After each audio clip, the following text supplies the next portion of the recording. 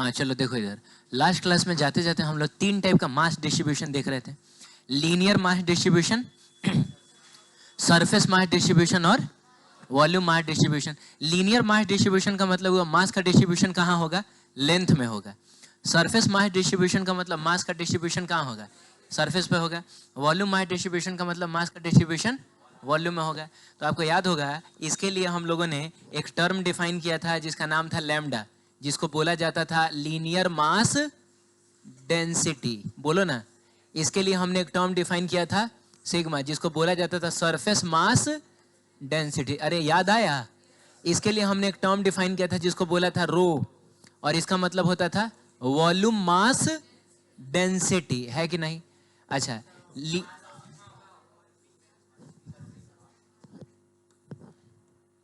दिमाग मेरा हैंग कर गया। हाँ ठीक है, लैम्डा, सिग्मा एंड रो, ठीक है। अच्छा, अगर मान लीजिए कोई रॉड है जिसका लेंथ एल है, मास कितना है? एम है। मान लीजिए कोई भी सरफेस है जिसका एरिया एस है और जिसका मास कितना है? एम है। बाबू S stands for surface area, ठीक है। मान लीजिए कोई भी ऐसा वॉल्यूम है वी जिसमें मास कितना है? एम है। तो आपको याद होगा कि लैम्डा को हमने डिफाइन किया था मास पर यूनिट लेंथ, यानी ऊपर रखना था मास, नीचे रखना था लेंथ। सिग्मा को हमने डिफाइन किया था मास पर यूनिट सरफेस एरिया, और रो को हमने डिफाइन किया था मास पर यूनिट वॉल्यूम। और जब हम इस लेंथ को इधर लेके जाते थे तो मास इज इक्वल टू होता था लैम्डा इंटू लेंथ। एरिया को इधर लेके जाते थे तो मास इज इक्वल टू होता था सिग्मा इंटू एस। और जब वी को इधर लेके जाते थे तो मास इज इक्वल टू होता था रो इंटू वी, कुछ ऐसा होता था। और मैंने आपसे कहा था कि जब मास निकालना होगा तो हम लोग लैम्डा में लेंथ से, बोलिए, लैम्डा में लेंथ से, यानी मास पर यूनिट लेंथ में लेंथ से, मास पर यूनिट एरिया में एरिया से, और मास पर यूनिट वॉल्यूम में वॉल्यूम से मल्टीप्लाई करिएगा तो आपको मिल जाएगा मास।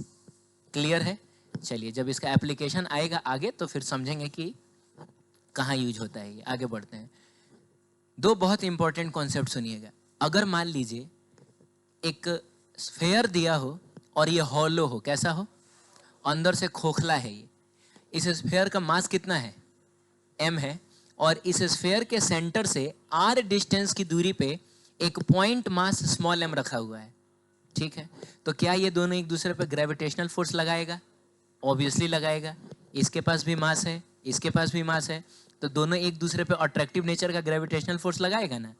तो सवाल है कि ग्रेविटेशनल फोर्स कितना लगेगा है? तो ये जानने के लिए हम इसके पूरे मास को उठा के कहाँ डाल देंगे? सेंटर पे डाल देंगे। अगर ये वाला मास इसके बाहर है, कहाँ है? बाहर है, तो इसके पूरे मास को उठा के डाल देंगे सेंटर पे। हम अज्यूम कर लेंगे सारा का सारा मास यहाँ पर है। बोलो, तो जो नया फोटो होगा वो कुछ इस टाइप का ना होगा? अरे पूरे मास को यहाँ अज्यूम कर लोगे तो ये भी तो एक पॉइंट मास हो गया, जो कि कितना है? कैपिटल एम है। और यहाँ से स्मॉल आर डिस्टेंस की दूरी पे एक स्मॉल एम मास है। अब बताइए ये दोनों एक दूसरे पे जो फोर्स लगाएगा, जाहिर सी बात है अट्रैक्टिव नेचर का ही ना होगा, वो कितना होगा? तो एफ इज इक्वल टू होता है G m1m2 upon R square.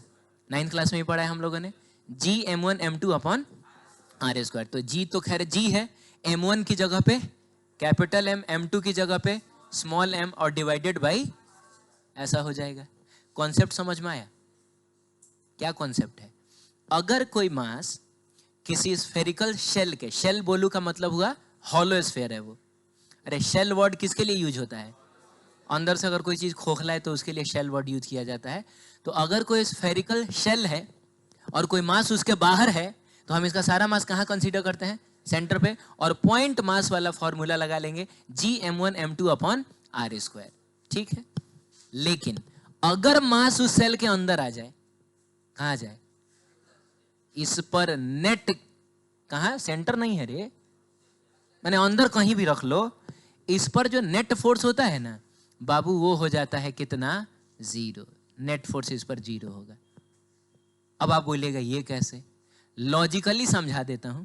इसका प्रूफ जो है वो 12th क्लास में हम लोग जब इलेक्ट्रोस्टैटिक्स पढ़ेंगे ना, तो वहाँ गॉस लॉ नाम की चीज हम पढ़ेंगे, जहां पे प्रूफ हो जाएगा कि अंदर में, लेकिन गॉस लॉ में हम लोग चार्जेस के लिए देखेंगे। अरे किसके लिए देखेंगे? तो कुछ नहीं है, उसी प्रूफ में चार्ज की जगह मास कर लोगे तो मास के लिए भी प्रूफ हो जाएगा। फिलहाल के लिए याद रखना कि अगर मास सेल के अंदर है तो इस पर नेट फोर्स कितना होता है? 0। लॉजिकली समझाता हूँ कैसे। एक काम करिए, आपने इसको बीच में से इस तरीके से काटिए, ठीक है।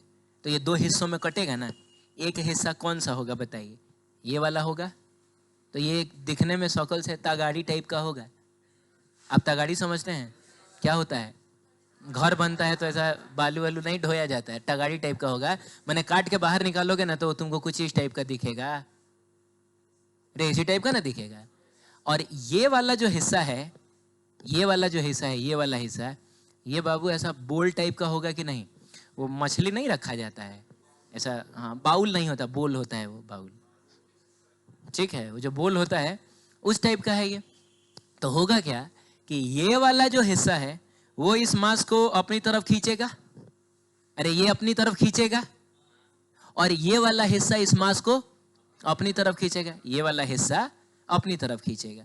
और ये दोनों फोर्स जो होगा एग्जैक्टली बराबर हो जाएगा, और इस पर नेट फोर्स कितना हो जाएगा? 0। आप बोलेंगे सर ये कैसे? ये तो हल्का है और ये तो भारी है। अरे भाई, हल्का है लेकिन नजदीक भी तो है, ये भारी है लेकिन दूर भी तो है, इसीलिए दोनों का फोर्स बराबर हो जाता है। और नेट फोर्स कितना हो जाता है? तो ना सिर्फ यहां पर, बल्कि यहां पर भी तुम रखोगे ना तो यहां पर भी एफ नेट कितना हो जाएगा? तुम इवन सेंटर पे भी रखोगे तो एफ नेट कितना हो जाएगा? तुम यहां पर भी रखोगे तो एफ नेट कितना हो जाएगा? अंदर के किसी भी पॉइंट पे मास रखोगे नेट फोर्स 0 हो जाएगा। क्लियर है? आगे बढ़े। चलिए, ये क्वेश्चन है, इसमें आपको टोटल कितना शेल नजर आ रहा है? 4। ये जो सबसे अंदर वाले इसका मास m1 है, उसके बाहर एक और है उसका मास m2 है। आप समझ रहे हैं ना? अरे ये सब हॉलो स्फीयर्स हैं, एक के ऊपर दूसरा, दूसरे के ऊपर तीसरा, ऐसा करके रखा हुआ है। m3 एंड m4 है, और यहाँ बीच में हमने एक स्मॉल m मास रखा है। हमको पता करना है कि इस पर नेट ग्रेविटेशनल फोर्स कितना लगेगा। सबसे पहले बताइए कितने लोग इस पर ग्रेविटेशनल फोर्स लगाना चाहेंगे? ये चारों लोग लगाना चाहेंगे। तो क्या ये इस पर ग्रेविटेशनल फोर्स लगा पाएगा? हाँ या ना? क्यों लगा पाएगा? क्योंकि ये वाला जो मास है वो इसके बाहर है। कहाँ है? अरे बाहर है भाई। तो अगर बाहर है तो हम इसके पूरे मास को कहाँ मान लेंगे? सेंटर पे मान के, और Gm1m2/r² वाला फॉर्मूला नहीं लगा लेंगे। तो ये इस पर ग्रेविटेशनल फोर्स लगाएगा, ठीक है। कहाँ लगाएगा ये भी बता दीजिए। तो अपनी तरफ ही ना लगाएगा, क्योंकि इसके पूरे मास को जब सेंटर पर मानोगे तो ये इसको अपनी तरफ ही ना खींचेगा। बहुत बढ़िया। ये बताइए क्या ये इस पर ग्रेविटेशनल फोर्स लगाएगा? आप लोग समझ रहे हैं ना? हाँ या ना? लगाएगा, क्योंकि ये वाला पॉइंट इसके भी बाहर है। तो हम इसके मास को भी उठाए कहाँ डाल देंगे? सेंटर पे डाल देंगे, और फिर उसके बाद Gm1m2/r² वाला फॉर्मूला लगा लेंगे। तो चलिए ठीक है, ये भी इसको अपने सेंटर की तरफ ही ना खींचेगा, तो दोनों फोर्स सेम ही डायरेक्शन में आएगा। ठीक है, बताइए ये इस पर फोर्स लगाएगा? ये इस पर फोर्स लगाएगा? नहीं लगाएगा। क्यों नहीं लगाएगा? अरे क्योंकि ये वाला जो मास है वो इसके अंदर ना आ गया, और अंदर पे थोड़े ग्रेविटेशनल फोर्स लगता है, तो इसके होने ना होने से कोई फर्क नहीं पड़ता। इवन इसको आप हटा भी दीजिएगा कोई फर्क नहीं पड़ेगा, क्योंकि वैसे भी फोर्स नहीं लगा रहा है। आप बताइए ये इस पर फोर्स लगाएगा? नहीं लगाएगा। इसको भी आप हटा सकते हैं, इग्नोर कर सकते हैं, ठीक है। यानी जो भी फोर्स लगेगा बस इन्हीं दोनों की वजह से लगेगा। तो मान लिया जाए वो फोर्स कितना है? F है। तो आइए हम F की वैल्यू लिखते हैं, ठीक है। सबसे पहले बताइए इसका पूरा मास हम सेंटर पर अज्यूम कर लें, तो ये सारा m1 यहां पहुंच गया। तो बताइए ये m1 कौन इस m को अपनी तरफ खींच रहा होगा कितना फोर्स लगा के?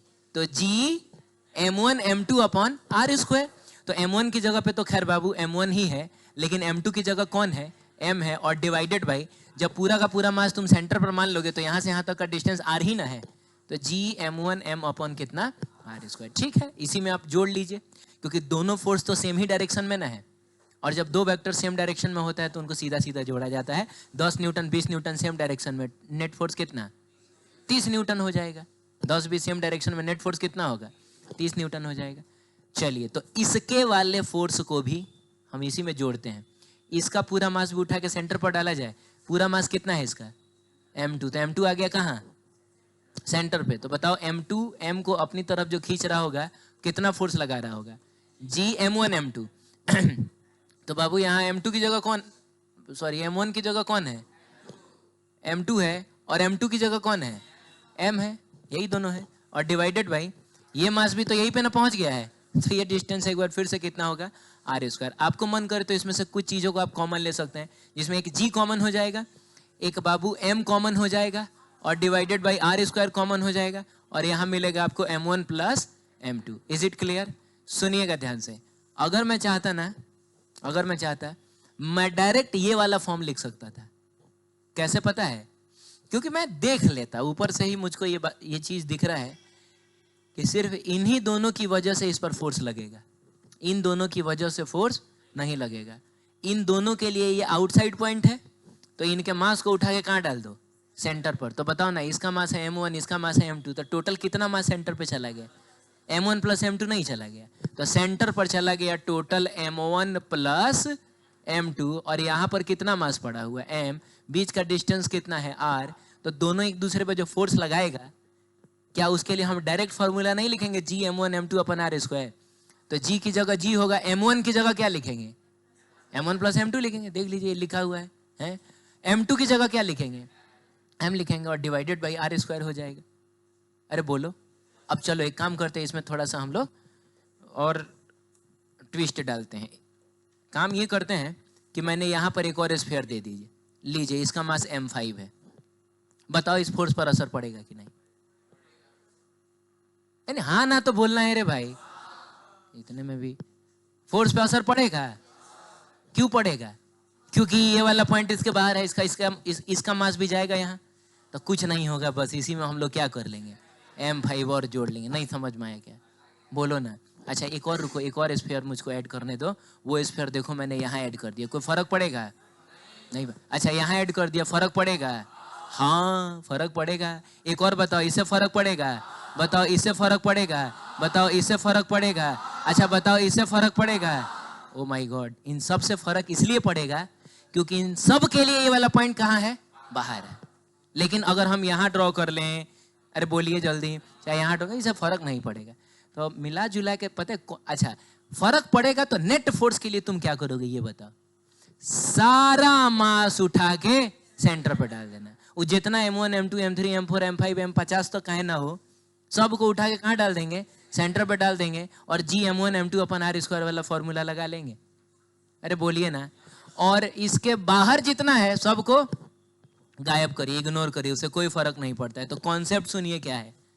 कॉन्सेप्ट ये है कि जिस पॉइंट पे आपको फोर्स निकालना है ना, उस पॉइंट को कंसीडर करते हुए आप एक स्फीयर ड्रॉ कर लीजिएगा। अरे बोलिए तो सही, आप क्या ड्रॉ कर लीजिएगा? इस स्फीयर के अंदर जितना मास है वो सारा मास उठा के कहां डाल देना, और इस स्फीयर के बाहर जितना मास है सबको कर देना गायब, उससे कोई फर्क नहीं पड़ेगा। अरे बोलो भाई, ओरिजिनल क्वेश्चन में सिर्फ ये और ये ना था, तो इसीलिए M1 और M2 को ही हम सेंटर पे डाल लेते हैं। अभी हम चाहे तो कुछ M5 M6 M7 भी कर सकते हैं। कॉन्सेप्ट समझ में आया? ठीक, आगे बढ़ते हैं। ये देखो क्या है, ये एक क्या है बाबू, ये एक सॉलिड स्फीयर है। सॉलिड स्फीयर है जिसका मास कितना है, कैपिटल M, और रेडियस कितना है, इस पूरे का मास जो है वो कैपिटल M है। अब इसी के अंदर एक पॉइंट मास पड़ा हुआ है स्मॉल m, बोलिए ना। तो आपको पता करना है कि ये पूरा स्फीयर इस पॉइंट मास पे कितना फोर्स लगाएगा।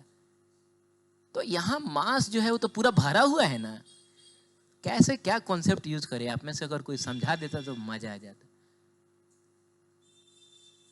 पिछली बार तो यार 2 स्फीयर थे, एगो था 2 था, दोनों का मास को उठा के डाल दिए थे। क्या कर लेंगे? वॉल्यूम मास डेंसिटी निकाल लेंगे। अच्छा एक बात बताओ यार, पिछली बार जो था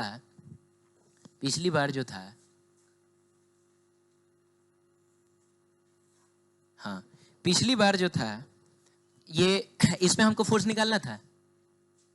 अरे बोलो, तो हमने क्या किया था, इस पॉइंट को कंसीडर करते हुए एक स्फीयर ड्रॉ किया था और देखा था इसके अंदर कितने स्फीयर्स हैं। तो कितने स्फीयर्स हैं? 2 थे, एक ये था एक ये था, दोनों का मास को उठा के सेंटर पे डाल दिए थे।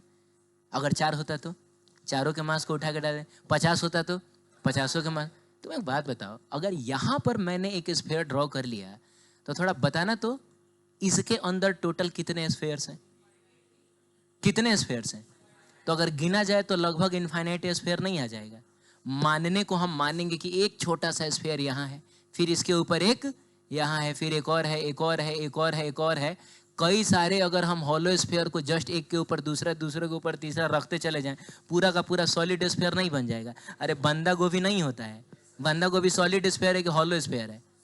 सॉलिड स्फीयर है। लेकिन देखा जाए तो उसमें भी तो कई सारा परत होता है।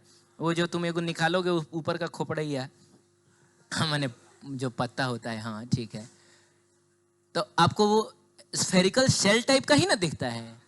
तो वैसा ही आप इसको भी कंसीडर करिए। पिछली बार 2 गो शेल था, अब की बार इसके अंदर टोटल कितना शेल है बताइए?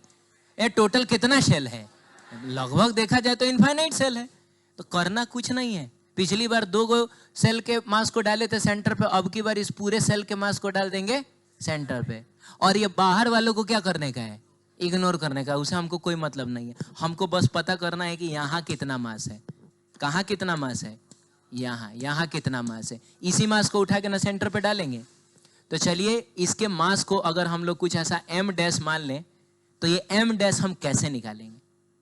तो उसके लिए पहले देखिए मास का डिस्ट्रीब्यूशन कहाँ है। क्या मास का डिस्ट्रीब्यूशन लेंथ में है? ना। क्या सिर्फ सरफेस? ना। क्या वॉल्यूम में है? हाँ। मास का डिस्ट्रीब्यूशन अगर वॉल्यूम में है तो आप डिफाइन कर लीजिए volume mass density. Volume mass density जिसको डिनोट किया जाता है रो से, और जिसका डेफिनेशन होता है मास पर यूनिट वॉल्यूम।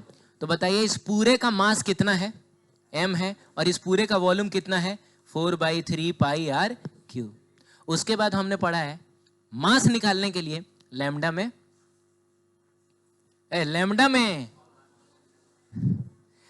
में लेंथ से, सिग्मा में एरिया से, और रो में वॉल्यूम से मल्टीप्लाई करते हैं। तो हम क्या करेंगे? अगर हमको इसका मास चाहिए, बोलो बाबू, तो मास निकालने के लिए रो में वॉल्यूम से मल्टीप्लाई होता है ना। तो रो तो मान लो रो है, वॉल्यूम कौन सा ले? तो जितने दूर का मास निकालना है उतने ही दूर का ना वॉल्यूम लोगे। यानी वॉल्यूम तुम बस इस शेडेड एरिया का लोगे। बोलो, हाँ, शेडेड रीजन का वॉल्यूम लोगे। तो बाबू बताइए इसका वॉल्यूम जो होगा 4/3 पाई, और ये स्मॉल आर ना है, तो स्मॉल आर का क्यूब हो जाएगा। चलिए रो की जगह पे हम इसकी वैल्यू पुट करते हैं, ठीक है। तो रो हमने निकाल रखा है m divided by 4/3 pi R cube, और बाबू 4/3 पाई आर क्यूब। अरे कुछ तो बोलो, 4/3 पाई से 4/3 पाई कैंसिल हो जाएगा। m dash is equal to हो जाएगा m into R cube divided by R cube, इतना हो जाएगा। अच्छा, तुमको लग रहा है सर ये तो बड़ा भारी कॉन्सेप्ट हो गया, पहले रो निकालो फिर वॉल्यूम करो उसे मल्टीप्लाई करो। 5वां क्लास वाला यूनिटरी मेथड भी यूज करोगे तो ये आ जाएगा। पता है वो मेथड क्या बोलेगा? वो बोलेगा जिस समय वॉल्यूम 4/3 पाई आर क्यूब था। अरे ये मैं किसका वॉल्यूम ले रहा हूं? पूरे स्फीयर का। उस समय मास कितना था? तो जिस समय वॉल्यूम 1 होगा मास कितना होगा? m divided by 4/3 pi R cube. Actually यही रो है, यही रो। तो जिस समय volume 4/3 pi small R cube होगा, क्योंकि आपको इतना ही का ना मास चाहिए, तो उस समय मास कितना होगा? क्या करेंगे? तो m divided by 4/3 pi R cube को मल्टीप्लाई करेंगे ना इससे, तो ये हो जाएगा आपका 4/3 पाई स्मॉल आर क्यूब। आप बताइए एग्जैक्टली यही वाला चीज नहीं आ गया? अरे बोलो, तो ऐसा एक ही नियम से भी कर सकते थे, लेकिन कोई बात नहीं, अभी हम लोग 11th क्लास में है तो क्या 5वां क्लास वाला मेथड हम लोग यूज करेंगे, है कि नहीं? आप जैसे करिए, आगे बढ़े। अब करना क्या है बाबू? इस पूरे मास को उठा के कहाँ डाल देना है? अब मान लीजिए कि ये अगर सेंटर O है, तो मान लीजिए अब सारा का सारा मास, कौन मास? m डैश मास जो है वो कहाँ आ चुका है? सेंटर पे। अब कितनी दूरी पे हमको देखना है? r डिस्टेंस की दूरी पे ही ना कोई स्मॉल m मास पड़ा है और उस पर फोर्स देखना है। तो ये इसको अपनी तरफ खींचेगा। मान लीजिए कुछ F फोर्स लगा के, तो इस F की वैल्यू कितनी होगी? G m1 m2 अपन r स्क्वायर वाला ही ना फॉर्मूला लगाएंगे, क्योंकि मास को तो हमने पॉइंट मास मान लिया है, पूरे मास को तो हमने सेंटर पे डाल दिया है। तो फॉर्मूला हो जाएगा F का जी m1 की जगह क्या लिखेंगे, m डैश, m2 की जगह पे क्या लिखेंगे, स्मॉल m, और डिवाइडेड बाई कितना, आर स्क्वायर। अब वक्त आ गया है वैल्यूज पुट की जाए। चलिए जी, m डैश की जगह पे रखेंगे capital M into R cube divided by capital R cube ना, और उसके बाद क्या है, स्मॉल m है और डिवाइडेड बाई आर का स्क्वायर। कमाल की बात यह है कि आर के स्क्वायर से आर का क्यूब कैंसिल होगा तो ऊपर में बस एक ही आर ना बचेगा, तो फोर्स का फॉर्मूला आ जाएगा G capital M small m into small R divided by capital R का क्यूब, ऐसा करके हो जाएगा। आपको एक कॉन्सेप्ट समझ में आया क्या हुआ है? कितने लोगों को दोबारा समझना है? तुमको नहीं समझना है दोबारा? मतलब समझ में आया ना? हाँ, तो इसमें ला जाने वाली कौन सी बात है, आ सकता है, अभी आदमी है, एक बार में भी समझ में आ सकता है। तुम बोलो हैं? Happy new year.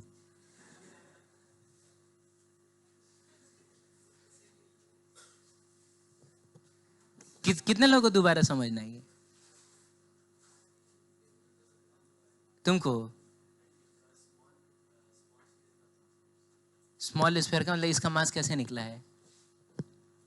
और एक आदमी और हाथ उठाएगा तब समझाऊंगा।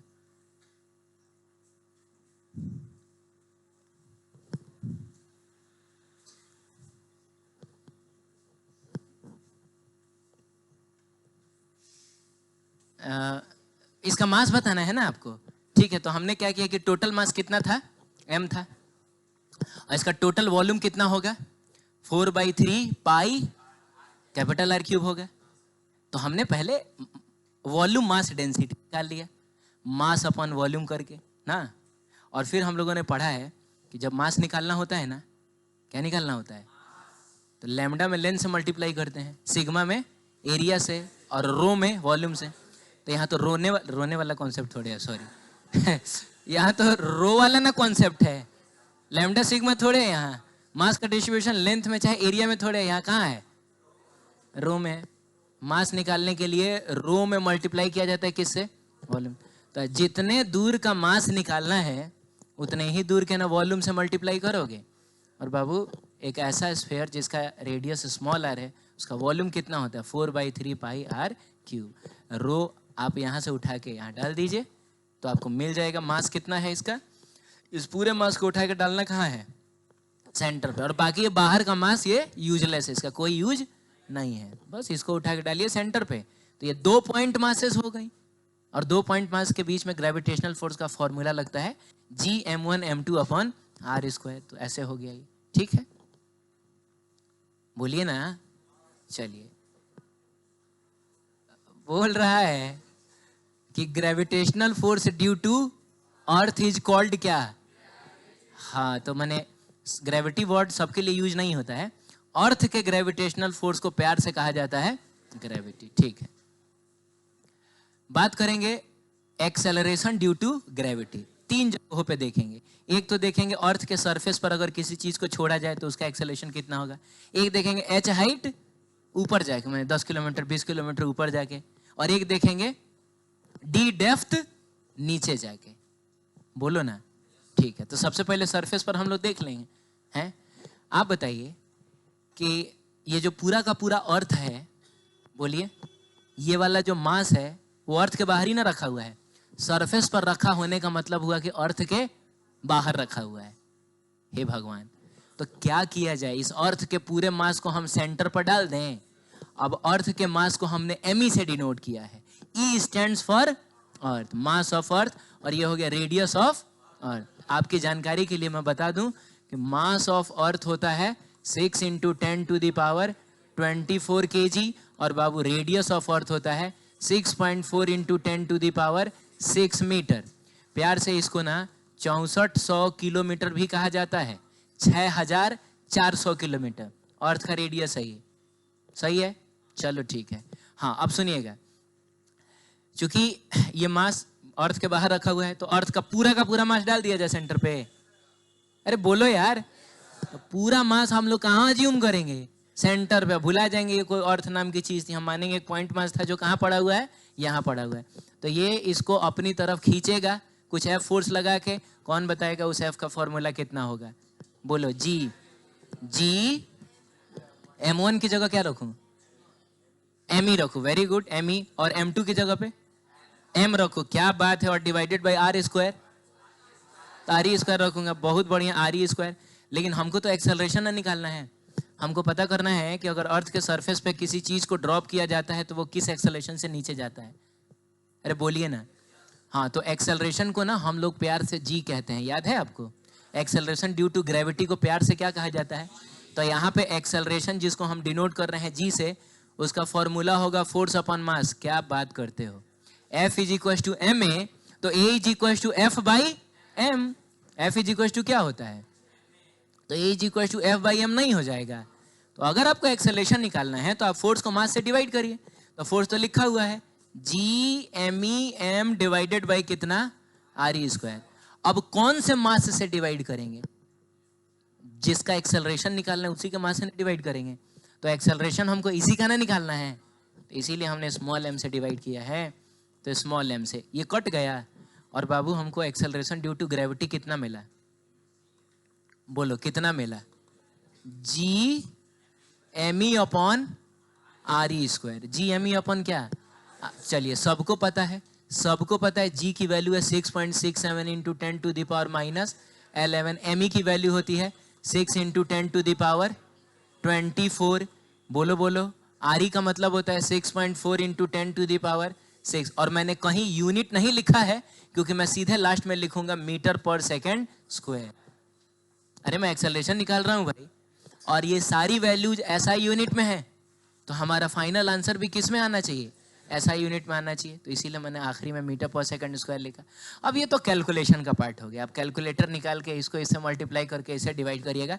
लेकिन मोटा मोटी कैलकुलेशन तो हम लोग कर सकते हैं। ये देखिए ना, ये 6 पॉइंट समथिंग है, ये भी 6.0 है, तो क्या मतलब हुआ? 6 पॉइंट समथिंग नहीं है ये भी? हाँ, और ये भी 6 पॉइंट समथिंग का स्क्वायर है। तो यहाँ भी 6 पॉइंट समथिंग, 6 पॉइंट समथिंग, और नीचे में भी 2 गो है 6 पॉइंट समथिंग, 6 पॉइंट समथिंग। तो आपको नहीं 6 point something, 6 point something, 6 point something, 6 point something को काट देगा, तो लगभग लगभग में सब कट कुट गया। तो जो आंसर मिलेगा वो खाली 10 के पावर्स में ही ना मिलेगा। तो ये 10 का पावर माइनस 11 है, 10 टू द पावर 24 है। कितना हो जाएगा? 10 to the power 13। Very good. और नीचे में है 10 टू द पावर 12, ऊपर में है 10 टू दी पावर 13, नीचे में है 10 टू दी पावर 12, ऊपर में बचेगा 10 टू दी पावर 1। का मतलब तो 10 होता है, यानी 10 मीटर पर सेकंड स्क्वायर लगभग में आंसर आएगा। और ये बात आप जानते हैं कि एग्जैक्ट में वो 9.821 होता है, लेकिन 9.8 से हम लोग काम चला लेते हैं, और हम इसको लगभग लगभग में क्या कहते हैं?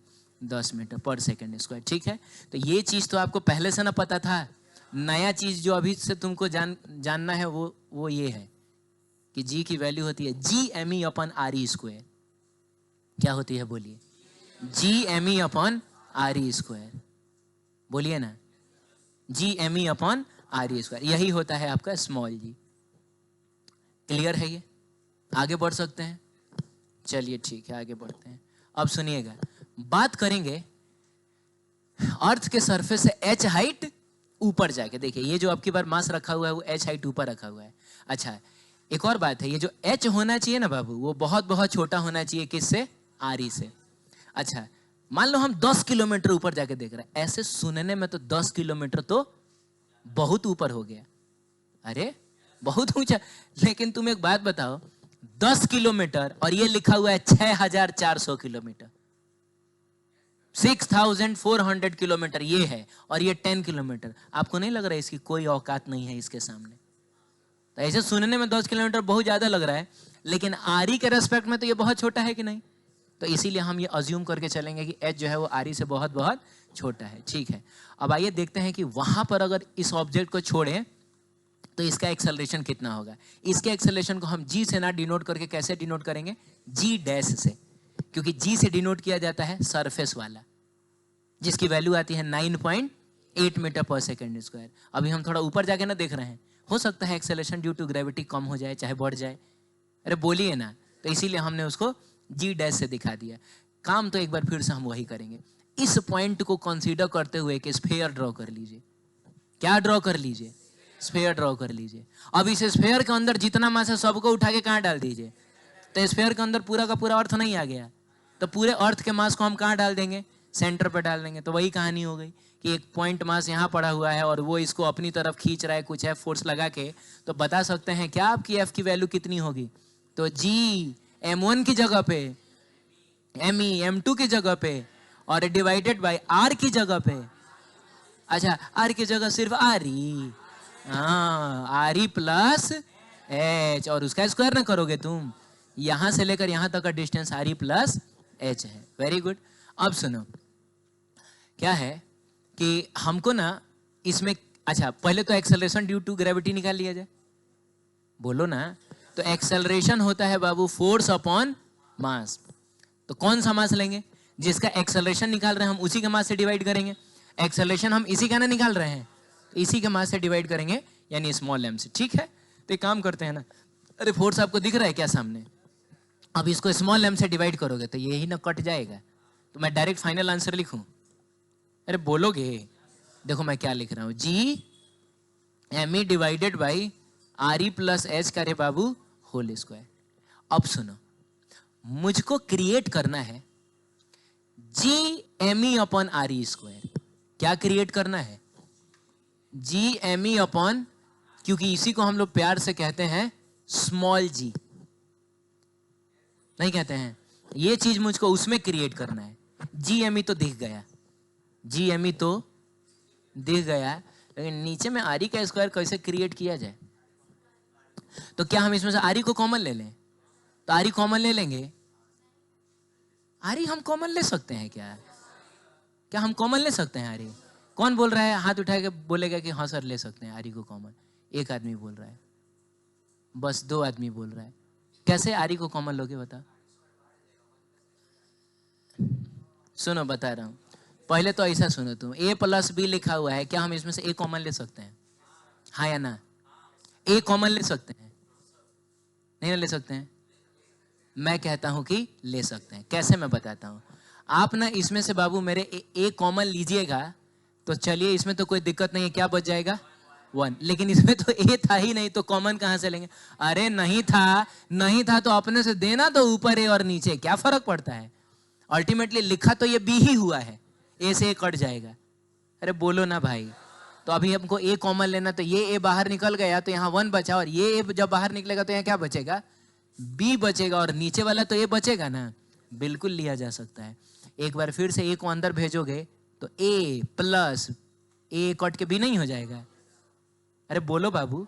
तो हम कर सकते हैं, ये सब आपको आना चाहिए।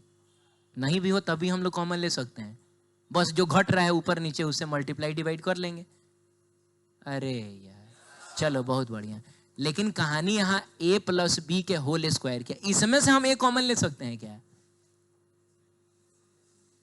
ले सकते हैं। मैं बताता हूं कैसे। एक काम करो, तुम इसको ऐसे लिखो, ऐसे लिखो, a कॉमन ले लो तो इसमें क्या बचेगा? 1 अब प्लस इसमें क्या बचेगा बाबू? अरे b बाई a ना बचेगा, और उसका स्क्वायर नहीं होगा। मिला जुला के ए को अंदर भेजोगे तो ये ए प्लस बी ही लिखा हुआ है, तो ए प्लस बी का होल स्क्वायर ही लिखा हुआ है। अरे बोलिए ना। अब आप इस स्क्वायर को अंदर डालिएगा तो ये हो जाएगा A square into 1 plus B by A का होल स्क्वायर। तो कहने का मतलब है कि डायरेक्ट सीखिए कॉमन लेना। अगर आप इसमें से ए बाहर निकालिएगा ना, तो ए अकेले बाहर थोड़े निकलेगा, वो स्क्वायर के साथ बाहर निकलेगा। तो एक्चुअली निकाले हम ए हैं, लेकिन बाहर आके वो बनेगा ए का स्क्वायर, और चूंकि हमने ये निकाला है तो यहाँ बच जाएगा 1। अरे बोलो, और यहाँ बच जाएगा b बाई ए। ऐसा करके कुछ होगा। ये समझ में आ रहा है क्या? चलो ठीक है। तो हम इसमें से ना बाबू देखो, जी एम ई को तो रहने दे रहे हैं, हम इसमें से आर ई को कॉमन लेंगे। तो बाबू आर ई प्लस एच का होल स्क्वायर है, तो आर ई थोड़े बाहर निकलेगा, आर ई का स्क्वायर ना बाहर निकलेगा, और ये हो जाएगा 1 प्लस एच अपॉन कितना? आर ई और इसका होल स्क्वायर। क्लियर है ये? अब सुनो, क्या मैं अपने मकसद में कामयाब हो गया? क्या मैंने जी M E upon are E square create कर दिया? और जी M E upon are E square को प्यार से क्या कहा जाता है? स्मॉल जी कहा जाता है। तो मैं देखो यहाँ लिखने जा रहा हूँ G dash is equal to small G, और एक काम करो ना, तब ये नीचे है तो इसको ऊपर लेके जाया जाए। तो जब चीजें नीचे से ऊपर जाती हैं, चीजें जब नीचे से तो पावर का साइन बदल जाता है, पावर नेगेटिव से पॉजिटिव हो जाता है और पॉजिटिव से नेगेटिव हो जाता है। नीचे था तो पावर 2 था, ऊपर जाएगा पावर कितना होगा, -2 होगा। अब मैं आपको बाइनोमियल थ्योरम की एक बात बताता हूँ। बाइनोमियल थ्योरम 11th क्लास में पढ़ लिया होगा आपने। उसमें एक चीज मैं बताता हूँ, अगर कहीं लिखा रहे 1 ± x टू दी पावर क्या n, बाबू x जो हो वो बहुत बहुत छोटा हो किससे, 1 से, तो उस केस में ना ये जो पावर है वो x के बगल में आ जाता है और ये बन जाता है 1 ± n इंटू, एक्चुअली आपने बाइनोमियल एक्सपेंशन पढ़ा होगा ना, तो ये शुरू का दुए गो टर्म लिखा है मैंने। खैर छोड़िए, हटाइए, कॉन्सेप्ट सुनिए क्या लिखा है। अरे ये क्या लिखा है, 1 + x लिखा हो चाहे 1 - x लिखा हो और पावर अगर n हो, और अगर ये x 1 से बहुत बहुत, या जो भी चीज है वो इस 1 से बहुत छोटी है ना, तो ये पावर x के बगल में आ जाता है और ये बन जाएगा 1 + nx कहिए चाहे 1 - nx कहिए। तो इसी कॉन्सेप्ट के साथ अगर हम यहाँ देखें तो हम ये बात जानते हैं कि जो h है वो बहुत बहुत छोटा है किससे, re से। h बहुत बहुत छोटा किससे है, re से है, तो h/re बहुत बहुत छोटा हो जाएगा, नीचे लेके जाओ, तो वो क्या मतलब हुआ कि ये वाली जो चीज है वो इस 1 से बहुत बहुत, तो आपको नहीं लग रहा ये something 1 + x to the power n लिखा हुआ है, तो अगर ये चीज 1 से बहुत छोटी है तुरंत ये पावर आके इससे मल्टीप्लाई हो जाएगा and this will become g dash is equal to g into 1, और -2 को यहां ना रखना है तो ये हो जाएगा -2h अपॉन कितना, re। सही है, बोलिए, ठीक है। तो ये फॉर्मूला आपको याद रखना होगा। नेक्स्ट क्लास में हम लोग मिलते हैं तो इससे हम लोग आगे बढ़ेंगे। अच्छा, कल तो बायोलॉजी का क्लास नहीं ना है, बोलो ना, क्या कल हम लोग 1 घंटा पहले मिल सकते हैं? अच्छा मैथ्स है, अच्छा एक दिन अगर मैथ्स मैं करा दूं तो मेरे हाथ में है, तो कोई दिक्कत नहीं ना है? कहाँ पे स्कूल है बाबू? 1 घंटा का मतलब 3 बजे से, 3 बजे कौन स्कूल चलता है? चरवाहा विद्यालय में पढ़ती है क्या तुम?